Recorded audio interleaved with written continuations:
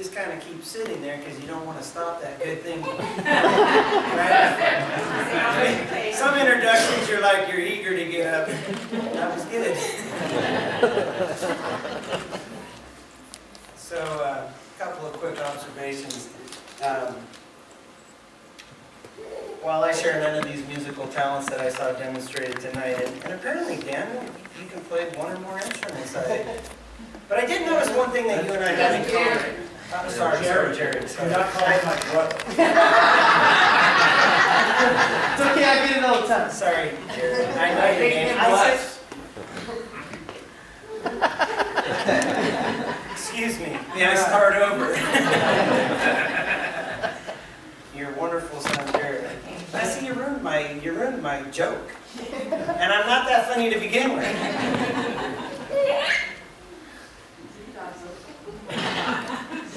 So I thought there was one thing that you and I did, Jared. I noticed that as you were sitting, I couldn't figure out the expression on your face. You looked like you were slightly in pain. But I realized that you were squinting to see the words. Yeah. So, you know, we're not the tech generation, my generation. My kids are. You are. Right? You guys get it all, understand it all. And this summer I discovered that in all of the selfies that Gloria and I have ever taken, which is probably 4, that I'm doing this. Because I'm looking through my bifocals to see my phone. We couldn't figure why I was tilted up. All the pictures you see of me in a selfie, I'm like this. So, it's an eyeglass. There we go. I might have to start believing Gloria. She says, don't try and be funny. All right.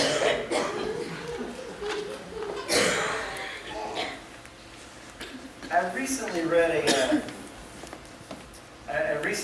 a quote by Reba McEntire. It's probably not a recent quote for her, but she says there's 3 things that are important in life that you need to have. One is a wishbone, the second is a backbone, and the third is a funny bone. And I think that in the ministry, you can get so serious that you just kind of lose perspective. You lose balance with the whole. Life just brings you funny things, whether you ask for them or not. It's not a low self-esteem thing, but you feel sometimes like you're just one moment away from doing another dumb thing. Is anybody sure? I'm just around the corner from the next dumb thing. I think those things are true, the wishbone, right? That we need to have dreams still in Christ. We need to understand that while the culture screams that there is no God, yet we know that in the hearts of men there is still the need for peace. And that cannot be satisfied outside of Jesus Christ. We're keenly aware of that. We need to remember to dream that way. Otherwise, we begin to believe the culture. We begin to believe the floods of information that come our way and tell us that there is no God when there is. The backbone, sometimes you just got to stand up. Sometimes you just have to keep walking. Sometimes you just have to keep doing what you know is right, whether you get the results you want to get. Right? God didn't call men to be flippant or, and you used a big word today. I was actually jealous of that. I don't even know what it means. I went to college. Did you? I avoided it at all expense. God calls us to be steady. And you don't have to be like anybody else, but be steady in the call that God's called you to be. And likewise, women, be steady. Be steady as beautiful women of God, as children of God, as followers, as walkers. I will share this, but I think this is funny. Somebody shared this joke with me earlier. Thank God that women can endure the pain of childbirth so that they understand when a man has a cold. I think that's funny, right? Women truly, and I say that as a compliment, women can we're just big babies. So have some backbone. And the other is you do need to be able to laugh at yourself and laugh at the things that happen. Things are just not going to go your way. I want to take your attention this evening to 1 Kings chapter 18. I take that back, 19. We're going to look at 19. Verse 4. We're going to start here and then we're going to go backwards.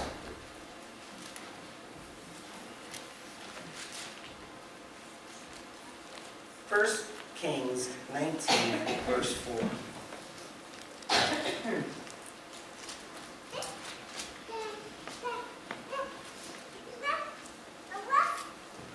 But he himself on a day's journey into the wilderness, this is Elijah, came and sat down under a broom tree, and he prayed that he might die, and said, "It is enough, Lord. It is enough now, Lord. Take my life, for I am no better than my fathers."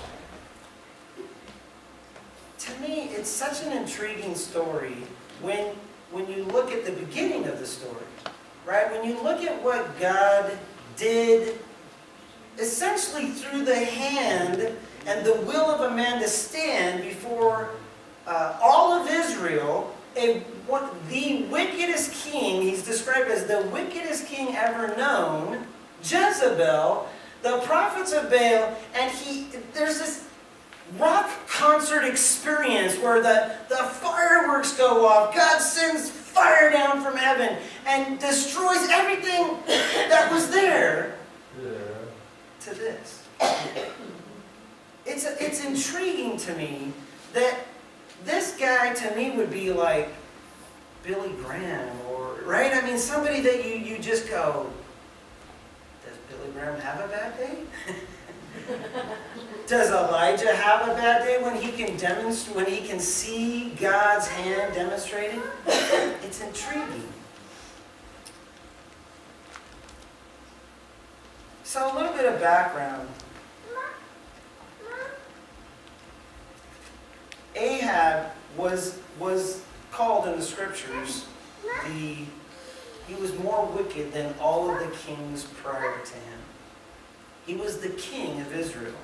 He married Jezebel, who was a Sidonian, which is the Phoenicians. I wouldn't know all this except that I did some reading. Okay, I can't read. I didn't go to college, David, but I can read.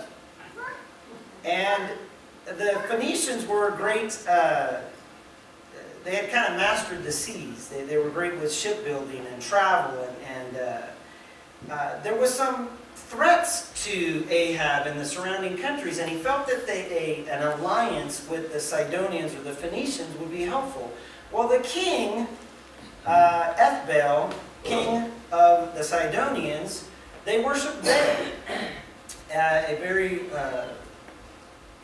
false and very fleshly kind of worship.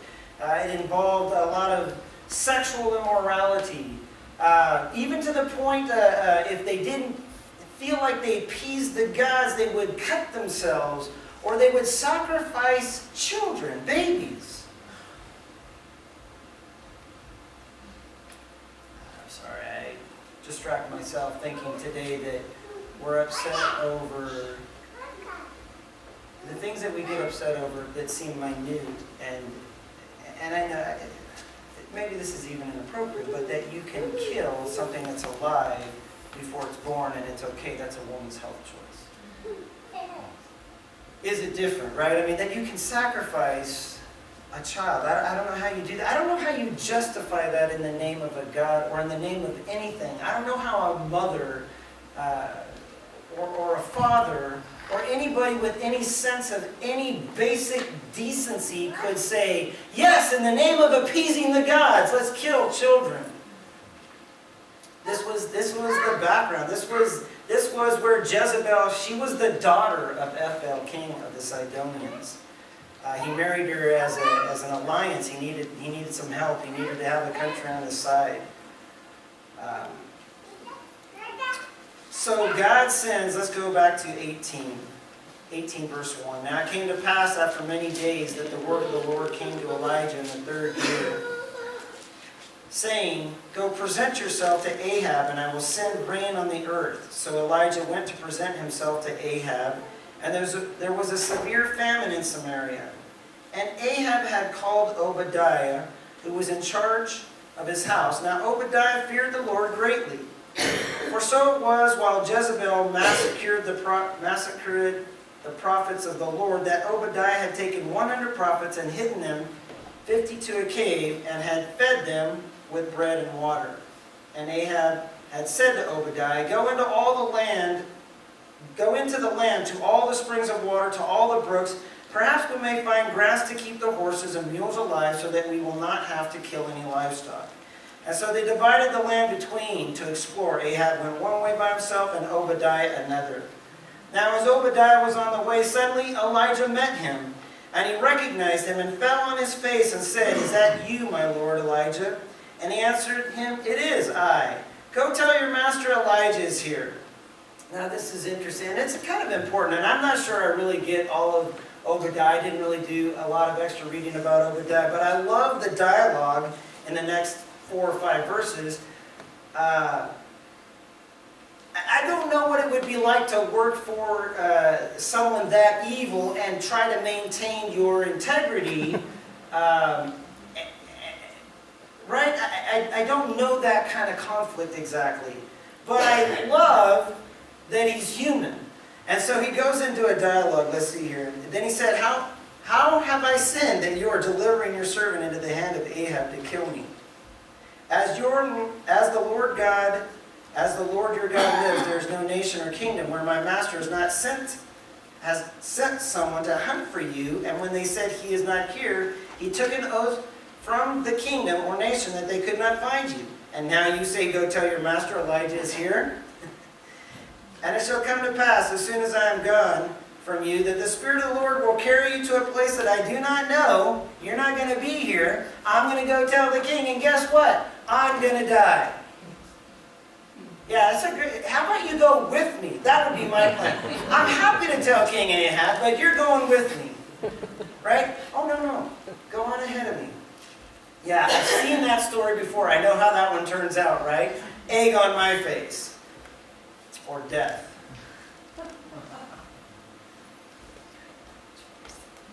So when I go and tell Ahab, and he cannot find you, in verse 12, he will kill me, but I, your servant, have feared the Lord from my youth. Was it not reported to my Lord that I did what I did when Jezebel killed the prophets of the Lord, how I hid 100 men of the Lord's prophets, 50 to a cave, and fed them with bread and water?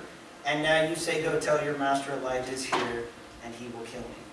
Then Elijah said, "As the Lord of hosts lives, before whom I stand, I will surely present myself to him today." So Obadiah went to meet Ahab and told him, and Ahab went to meet Elijah. There's a little bit of the, when we get to the prophets of Baal thing, there's a little bit of the like pastoring is different than preaching. Preaching's kind of the easy part. Preaching's kind of the, look at me, I can do this. And preaching, I always feel like preaching is a little bit like a pep rally. Some of you have recently preached at the local association, so you've heard me say that. And I still feel that way. It's like, better have something good, better have something to bring, better have a couple of, 3 points in a cloud of dust. Hey, you do it 52 weeks a year.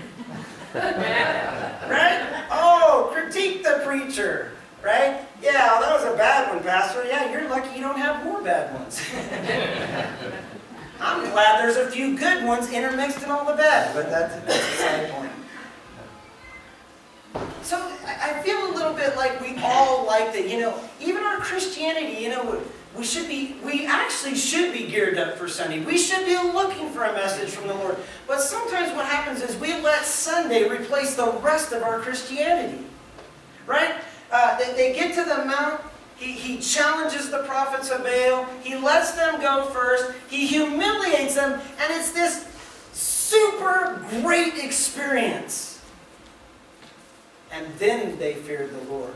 What about the walking of the rest of the time? What about the walking with your employer? What about the walking with your friends? What about walking with those who don't know? What about befriending those who have no idea about the God you say you know? Preaching's easy. Pastoring's different. But I will say this, there are times, Jesus knew what he was saying is that when he said, you shouldn't be a hireling, right? Someone just hired to fill the position. You'd best understand that your calling goes beyond your circumstances. It's going to be challenging. It's going to be long. It's going to be hard at times. And ministry, well, all of you, I'm preaching to the choir, but ministry is 90% in and 10% return. It's the worst investment there is. But it's the most rewarding because you know the spiritual, what we're dealing with. We're dealing with souls. I believe the guy's name is Francis of Assisi. He was a Catholic. And he had a quote, he says, let's see, I wrote it down. Walking to preach does not matter unless the walking is the preaching. Right, again, so the preaching's easy. The big challenge is one thing, but the walking is a far different thing. And I will say too, I don't know about your ministry. I don't know what God's doing in your life, but sometimes I feel like I'm tired of preaching. And I don't mean that I don't enjoy it, but I want some fruit. Right? I want that 10% if it means, and I think God's preparing me to dive all the way in again. You know what I mean? Sometimes you hold back, sometimes you pull back, sometimes I don't know if it's protection or self-preservation or what it is, but you find a place where you can manage. And I'm not sure that managing is always what God wants from us. I think we kind of have to be all in. Let me share a couple of insights that I got at reading this. Elijah got to where, in just a matter of a couple of days, he went from rock star status to take my life. I think he was genuine. I think what he really meant is, Lord, take my life. I'm ready to die. There's no reason for me to endure. And I think what we forget is that somehow because we're Christian, because we're Christ, that we're bulletproof. And we're not. There's the challenges. This is the part that I don't get. I've been a Christian over 30 years. And what I don't get is, as much as I know about God and faith and walking by faith and living in His grace, and yet I still can easily be upset and frustrated and sometimes discouraged. It's not a common thing for me. I'm the glass half full guy, not the glass half empty guy. But still, it can hit you and it can beat you down. And when those moments come, it's very genuine. It feels very real, and you feel like this is a moment, right? It's not phony. It's not like you're like an actor or an actress. I don't know how they do that, how they can cry on cue. I don't know that. But it's real in the moment. And I think Elijah was being genuine when he said, hey, take my life. We need to learn how to not get that far. You're going to have tough times. You're going to have difficulties. You're going to be exhausted and tired. It's going to be challenging, probably more than rewarding. They say, I read some basic statistics. Actually, I'll tell you this, on a positive note, if you're, if you're 60 and older, only 4% of the population 60 and older is depressed. It gets better. Interesting, 40 to 49%, 40 to 49 years old, 7.3%. Those are tough kind of, I'm past that, believe it or not. Weldon gave a little bit of that away. But 40 to 49, that's where you're in the middle, right? You've been working for 20-something years, and you're like, what am I doing? Where am I going? Is this career this? Is this career that? Right? You're kind of in that. Once you kind of turn past that late 40s and into the 50s, you start to see the light, and it's not a train. You see the light. A couple other quick statistics. I don't want to bore you with this stuff, but it's just, listen, and this is really not about depression. I'm not a psychologist. I have seen a psychologist one time in my life, and I'm not embarrassed to say that. I think every good Christian can use some good counseling from time to time. Every good man or woman of God can use some good counseling. I highly recommend Christian-based counseling, but there are some good counselors that may not necessarily have Christian backgrounds, so don't freak out about it, but just balance it in your own mind, in your own heart, right? Your own life. Percent of people who believe depression is a personal weakness, 54%. That would also help you understand why people don't want to talk about it, right? We kind of just deal with it ourselves. We don't really, we don't find the person to talk to. Percent of depressed women who are too embarrassed to seek help, 41%. Percent of depressed people that will commit suicide, 15%. That's a lot. That's 15 out of 100 that are depressed now. 15 out of 100 that are depressed will eventually take their own life. Again, don't want to spend too much time with that.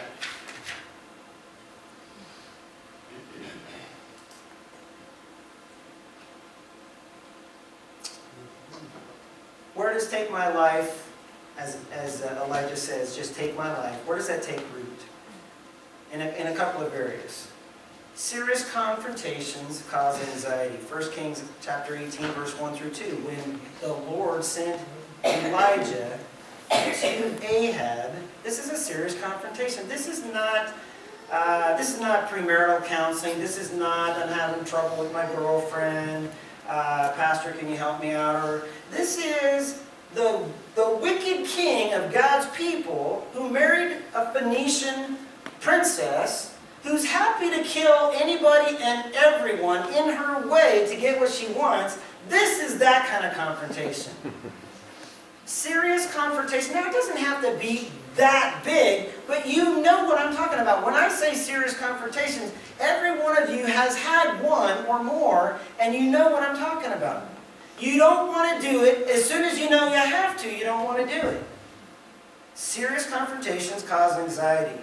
The anticipation of the people's reactions to what must be done heightens that fear and anxiety. Look at verses 7 through 15. Right? Obadiah, in his reaction to it, right? I mean, in Obadiah doesn't even want to go and say, hey, Elijah's coming. There's a heightened anxiety. Let me just say this. Let me try and make what little bit I know. Fear is our problem, right? It's the fears that we have. That causes the anxiety and the stress. And let me give you this too. Real simple. Stress is basically two major problems. One is, it's the feeling of being inadequate. I can't do the job. It's not going to go right because I don't have the skills. I feel inadequate, number one. Number two, just lost my train of thought, is that I don't have control of the situation, right? We get anxious when we don't feel we have control. And I will say, listen, I think we're all susceptible to it. But I think sometimes moms, kind of because of, the child thing, there's a deeper connection there, and they want to make sure their babies turn out. Even if you're 28 years old, they still want their babies to turn out all right. But the idea that we want to control our destiny, we want to control our day, we want to control our circumstances. And if you work in a job where you have, like quality control, you're the perfect person for it, except that you cannot control every circumstance. Number two, spiritual battles are complex, and they inflate our fears and anxieties. 19 through 21 of 1 Kings 18, 19 through 21. Now therefore sin and gather all of Israel to me on Mount Carmel, the 450 prophets of Baal and the 400 prophets of Asherah, who eat at Jezebel's table. So Ahab sent for the children of Israel and gathered the prophets together on Mount Carmel. And Elijah came to all the people and said, how long will you falter between two opinions? If the Lord is God, follow him, but if Baal, then follow him. But the people answered him not a word. Spiritual battles are different than physical battles.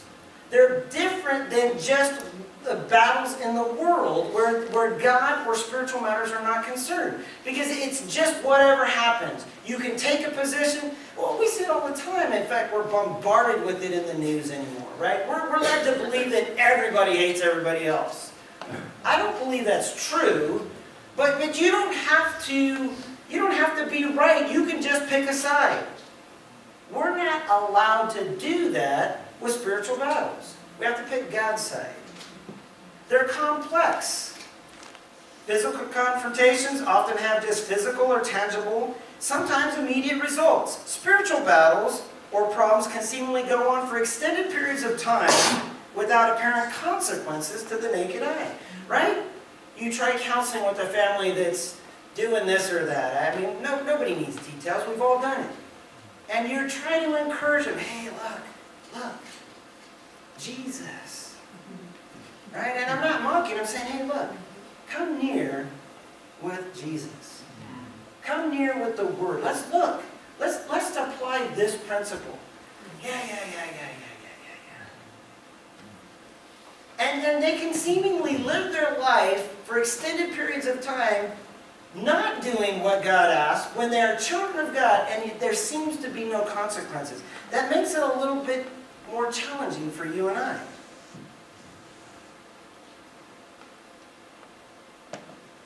Indifference was tolerated in Israel here. Jezebel, King Ahab. I don't know what it was like to live in Israel at the time. I'm judging. But there was a certain tolerance for the leadership. They endured it. They tolerated it. Instead of screaming in the streets, instead of revolting, they embraced it on some level. I'm sure not everybody, but there was somewhat it was embraced. So they're complex. We begin to believe, sometimes foolishly, that it's harder for followers of Jesus to change because of this unjustifiable belief that God is indifferent to sin. Oh, that's not true, Pastor. That's not true, preacher.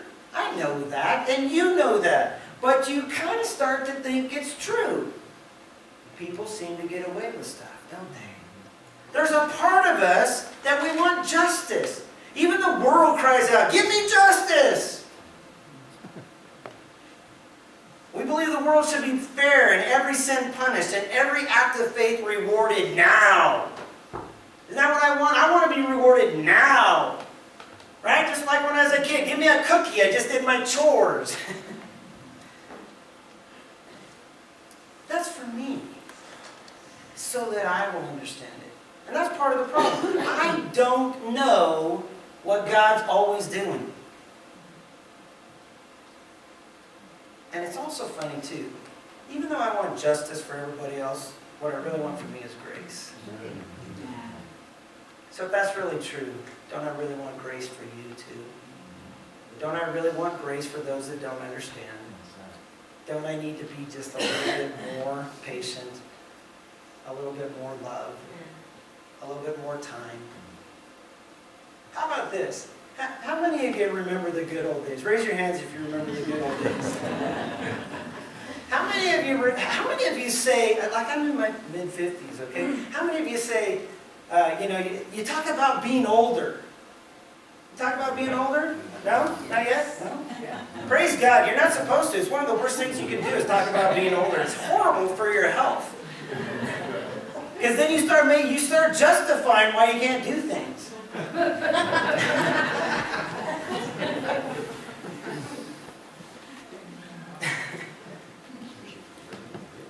The good old days, there's no such thing. There was just old days. Look at what was going on here. Child sacrifices, temple prostitutes, sexual immorality that was a part of the religious worship of the people. The good old days. Oh, our time. When I was a kid, none of that ever went on. I was just talking to somebody. I gotta be careful here. So the oldies, I like the oldies. They're pretty innocent, right? Got nice, no? Yeah? It's okay, you can raise your hand, you can nod secretly. I like the oldies. oldies. How old oldies? You know, the 80s. 8-track players, metal cassette tapes, floppy disks for your computers. Yeah, I went to FMBI and they still had floppy disks when I went to FMBI. Sorry. I'm proud of that generation, right? Man, we had, oh, forget it. All right, so, I don't know where I was going with that, except that there is no such thing. They're just old days. Here's another thing. How does that take root? It takes root when your sense of feeling being isolated